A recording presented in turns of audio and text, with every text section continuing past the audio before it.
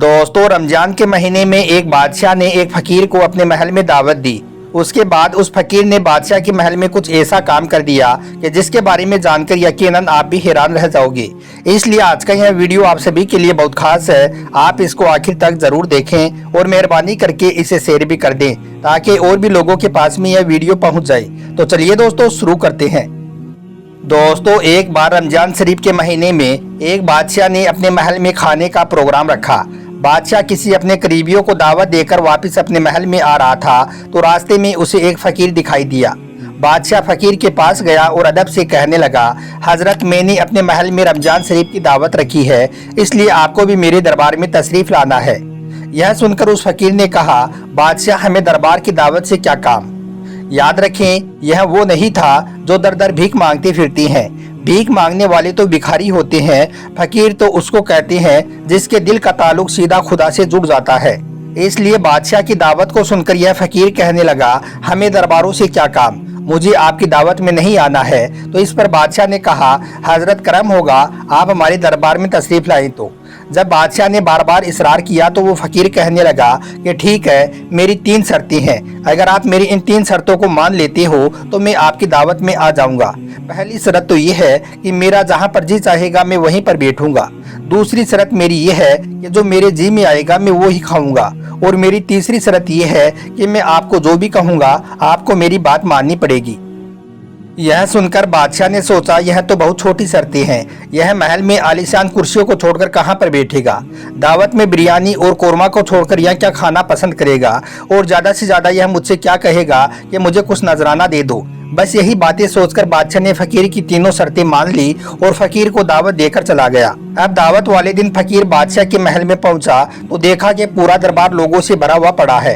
कुर्सियां भर चुकी थी, इसलिए फकीर महल के अंदर आया और जहां पर बड़े बड़े लोगों ने अपने चप्पल और जूते उतारे थे वो वहीं पर बैठ गई। यह देखकर लोग दौड़कर फकीर के पास आए और कहने लगे, हजरत, आप यह क्या कर रही हो। तो फकीर कहने लगा कि मैंने पहले ही कहा था कि मेरा जहाँ पर जी चाहेगा मैं वहीं पर बैठूंगा, इसलिए अगर आप मुझे यहाँ से उठने पर मजबूर करोगे तो मैं यहाँ से वापस चला जाऊंगा। दोस्तों देखो, अल्लाह वालों की शान। अगर आज कोई हमें अपने घर में अच्छी जगह ना दे तो हम नाराज हो जाते हैं और यहाँ पर यह हाल है।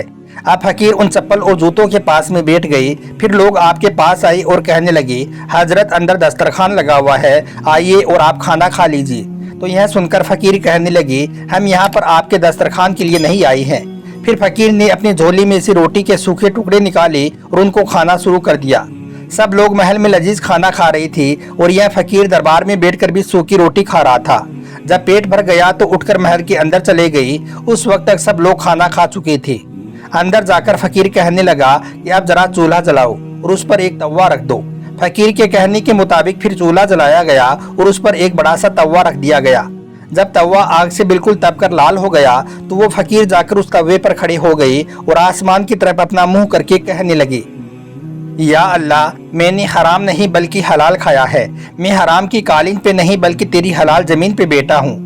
उसके बाद फकीर नीचे उतरा और लोगों से कहने लगा, ए बादशाह के कालीन पर बैठने वालों और दस्तरखान से खाना खाने वालों, अब जरा तुम भी इस तवे पर आकर खड़े हो जाओ और आज के खाने का हिसाब दो।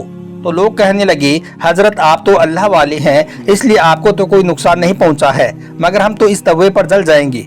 तो यह सुनकर फकीर ने कहा, ए नादानो, जब तुम आज दुनिया की आग पर खड़े होकर एक वक्त के खाने का हिसाब नहीं दे सकती हो तो क्या मौत के दिन कोई तवा नहीं होगा, बल्कि उस दिन तो इस पूरी जमीन को ही आग बना दिया जाएगा।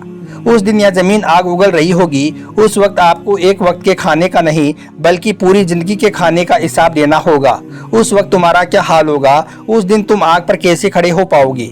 ए नादानो, हमारा कुरान कहता है, क्या तुम यह सोचते हो कि अल्लाह हिसाब लिए बगैर तुम्हें ऐसे ही छोड़ देगा। नहीं, हरगिज नहीं। इसलिए ए लोगों, हराम खाना छोड़ दो। दोस्तों, अब आपको एक फकीर और बादशाह का एक और सच्चा वाकया बताते हैं जिसे सुनकर भी यकीनन आपके रोंगटे खड़े हो जाएंगे। इसलिए आप इस वीडियो को पूरा जरूर देखना। ईद के दिन एक आलीशान महल में मियाँ बीवी बैठकर खाना खा रही थी। दस्तरखान सज चुका था, तरह तरह की लजीज खाने रख दिए जा चुके थे। अभी सोहर ने एक लुकमा उठाया ही था कि इतने में दरवाजे से एक फकीर की सदा आई। वो कहने लगा, है कोई अल्लाह का बंदा जो मुझे आज ईद के दिन खाना खिला दे। इतना सुनते ही सेठ साहब को गुस्सा आ गया। वो कहने लगा, कौन गुस्ताख और बदबख्त है जो इस वक्त खाना मांगने आया है। फिर अपने नौकरों से कहा कि जाओ और उसको धक्के मारकर बाहर फेंक दो, ताकि उसको पता चले कि मेरे खाने में खलल पैदा करने वालों के साथ में मैं क्या करता हूँ। उसके बाद नौकर दरवाजे पर गए और जाकर उस फकीर को धक्के दिए। फकीर बेचारा कमजोर था, वो जमीन पर गिर पड़ा। जमीन पर गिरते ही उसने कहा, ए अल्लाह, देखा तूने इस जुल्म की दास्तान को, देखा तुमने, अगर मैं महरूम ना होता तो मैं इसके दरवाजे पर नहीं आता। फिर उस फकीर ने कहा, ए अल्लाह, मैं तुझसे इंसाफ चाहता हूँ। इतना कहकर वो फकीर रोता हुआ वहां से चला गया। उसके बाद उस फकीर को किसी ने भीख दी, तो किसी ने नौकरी दी, तो किसी ने पैसे दिए, और ऐसे करते करते फिर वो मालदार बनने लगा। और इधर जिसने उसको धक्के मारकर बाहर निकाल दिया था, उसकी उल्टी गिनती शुरू हो गई। याद रखें, जब तक कोई इंसान किसी का दिल नहीं दुखा देता है, तब तक उसकी उल्टी गिनती शुरू नहीं होती है। अब उसके कारोबार ठप पड़ते चले गई। जब कारोबार ठप पड़ गई तो नौकर भी हटते चले गई। जब खाने पीने के मोहताज होने लगा तो अपना महल भी बेच दिया। जब महल बिक गया तो अब बेघर हो गया। बेघर होते ही बीवी के मायके वाली आ गई और कहने लगी, हम दर दर भटकने के लिए अपनी बहन को आपके साथ में नहीं छोड़ सकती हैं। अब जब तुम्हारे पास में कुछ बचा ही नहीं है तो तुम हमारी बहन को तलाक दे दो। इस तरह से फिर बीवी भी छोड़कर चली गई। बीवी के जाने के बाद में अब वो लोगों के पास में नौकरी मांगने जाता, मगर कोई भी उसको नौकरी ना देता। मजदूरी करने जाता तो कोई भी उसे मजदूरी ना देता। जब वो बहुत ज्यादा तंग आ गया तो अब वो भीख मांगने लगा। अब दोस्तों, उसके अगले साल फिर से रमजान शरीफ आया और रमजान के बाद में फिर से ईद का दिन आया। ईद के दिन यह फकीर जो कभी सेठ हुआ करता था, घर घर जाकर भीख मांग रहा था। भीख मांगते मांगते वो उसी महल के आगे पहुंच गया जिसमें 1 साल पहले वो अपनी बीवी के साथ में रहा करता था। मगर अब उस महल में कोई और मियाँ बीबी आ गई थी। वो मियाँ बीबी अपने महल में खाना खाने की तैयारी कर रही थी। उनका दस्तरखान लग चुका था।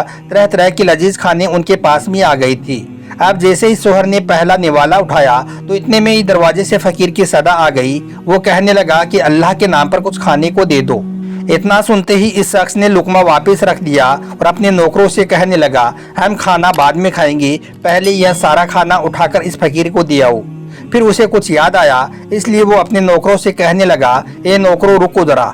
कहते हैं कि जिसके हाथ से सदका दिया जाता है उसकी सारी बलाएं और आफतें टल जाती हैं। इसलिए यह खाना तुम उस फकीर को मत देने जाओ, बल्कि यह मेरी नई नवेली बीवी देकर आएगी। फिर उसकी बीवी ने वो सारा खाना उठाया और उस फकीर को देने के लिए दरवाजे पर पहुंच गई। मगर जैसे ही उसने उस फकीर की तरफ देखा तो वो एकदम से चीख मारकर जमीन पर गिर पड़ी और बेहोश हो गई। वो फकीर जल्दी से खाना लेकर वहां से चला गया। फिर जब सोहर ने बीवी पर पानी के छींटे मारे तो उसे होश आया।